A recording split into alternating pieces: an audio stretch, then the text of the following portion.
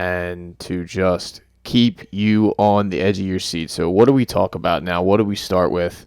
We got a little bit of Phillies action. They were able to somewhat take care of business against the Diamondbacks. I told you the last time we spoke that I would be happy with a 3-1. It should have been a sweep, like we spoke about before. They're the way better team, but the fact that they had just gotten swept by this team does not tell you that they were going to do anything other than what they, a split would have been, you know what I'm saying? Like my expectations were low. Phillies come out and they wind up winning 3 of 4 against the lowly Arizona Diamondbacks. They looked horrific on Thursday night. They were down 8-2 at a certain point in that game, went up scoring 5 runs in the ninth and coming up a little bit short of that comeback. Another spectacular performance from Matt Moore. They, obviously, like I said, they got runs towards the end of that game, but it just too little, too late. The Diamondbacks had 15 hits on Thursday night, and after that, it was not much more from them. Friday night, they did put up a fight as well in another crazy game that went back and forth and is so stereotypical, and the status quo for the Philadelphia Phillies in the 2021 baseball season. I believe they hit, Christian Walker hits a 2-run homer. Blown save for Ian Kennedy. I believe it was the 26th blown save of the season for the Philadelphia Phillies bullpen. And then the 10th, Marte hits a 2-run homer with the guy, I believe that's on second. So the Diamondbacks go up 2. And then we come back and hit a 2-run homer. And then they play another inning where Gene Segura is able to fight that ball off the right field and get the Phillies a win.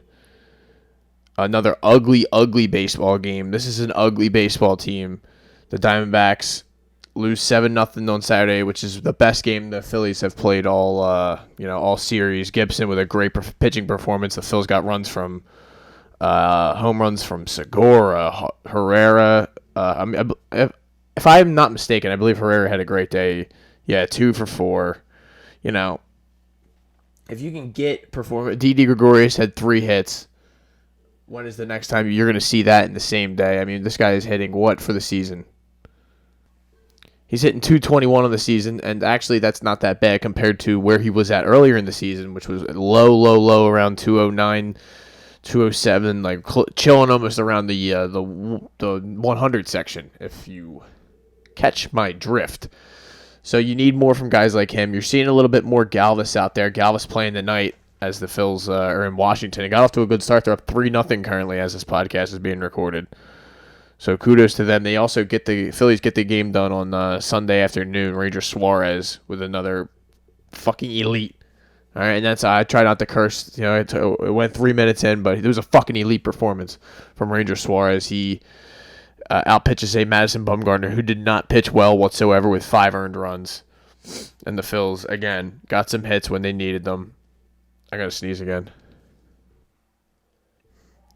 Mute the old mic while I do that, sorry. And then I just inhale right in the mic. I apologize. But, again, the Phils get it done against the Diamondbacks. 3-game win streak.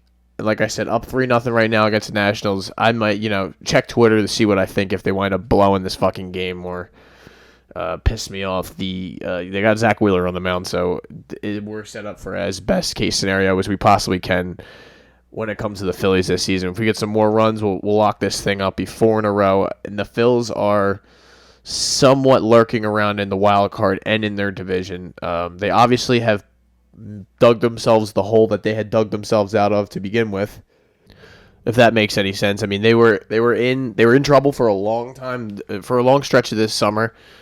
Obviously, that 8-game win streak dug them back out of it with the help of poor Mets play, injuries for the Braves. You guys all know the deal. We've all been living this, and then they proceed to put themselves back in the hole by losing to teams that they have no business losing to.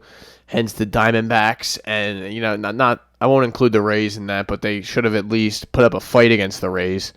If you go back here on their little losing streak, they barely put up a fight against the Reds. the Dodgers wasn't that bad. But, I mean, they ran up against some good teams. They wilted against the good teams. They lost to the bad teams. And now it seems that they're finally starting to, dig themselves back or trying to climb themselves back into this race as they're back on the stretch of some bad teams here with the Nationals. Marlins, they will see the Brewers soon, which is not a bad team. The Rockies, which is a similar-esque team. Cubs, who are not a good team. Mets, who are not a good team. Orioles, who are not a good team. Pirates, who are not a good team. And then you get the Braves, who you need to beat anyway. And that's not till the very end of the season. So there's no reason, like we've always said from the whole time, that we can't go on a run. You look at the Braves. The Braves are 70-59. They are how many games up? 4.5. As we speak right here at 7:00 on a Monday evening. And tonight is going good so far. I mean, it's very early on, but the Reds are down.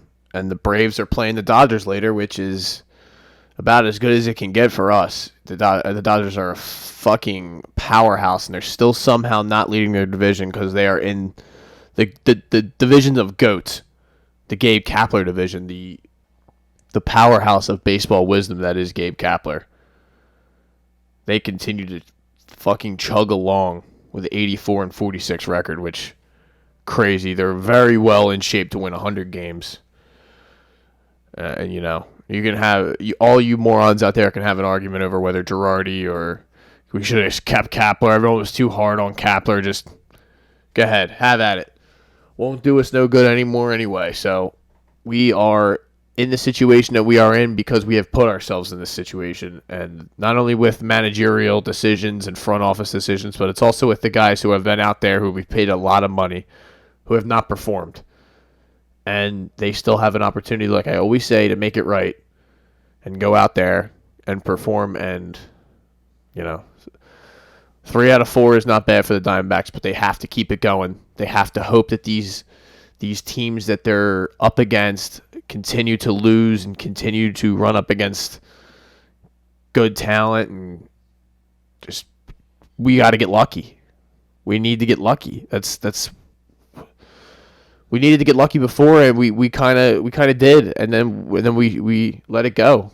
We let it slip through our fingers. I think it really killed us losing those 3 games of the Diamondbacks, and if we wind up coming short, that is what will kill us.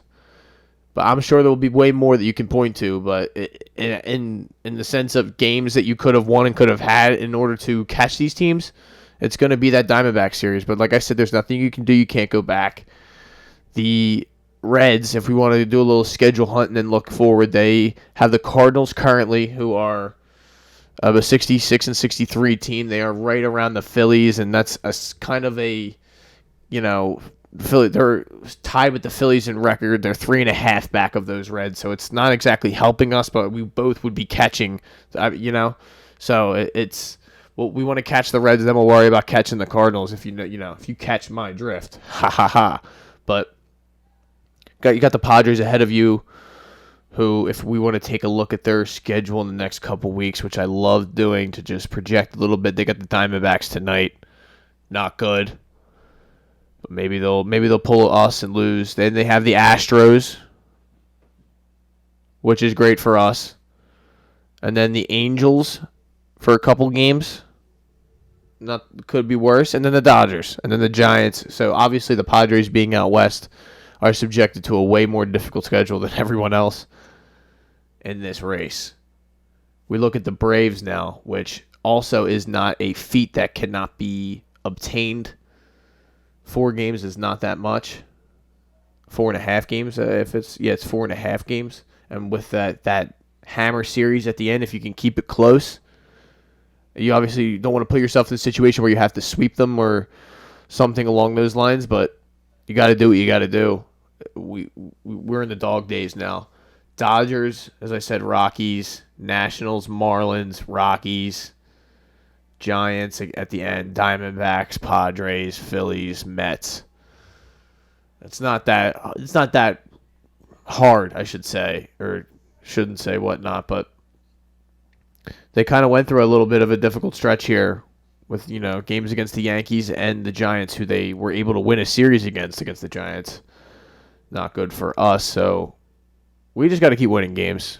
We got to take care of what we can control, and that's continue to win, because we haven't done a lot of that in the last week or so, 2 weeks, I should say. Before this, we ran into the worst team in baseball, so we got to continue it against the other bad teams of baseball. And maybe when we talk on Friday, or maybe when I talk to you in a week or so, we'll be in better shape. We'll be back to that. The Fightins video will be thrown out on Twitter every 5 seconds, and we can get back to that Red October feeling again, where you're down there at the ballpark, you're down there at Xfinity, and you can feel the energy, and it feels real, it feels legit again. Not to say, I haven't given up hope, but they pulled the fire extinguisher and they dumped a fucking huge bucket of water on the momentum and the heat that the Phillies were starting to rub the sticks together, and the smoke was starting to come. We were about to start getting cooking with a little bit of a run here, and it quickly was doused out. I hope we can continue to make that run. You say after tonight you'd be down 3.5 and 3 in each. I call that pretty good. I call that one series away from being in there, and we're right there.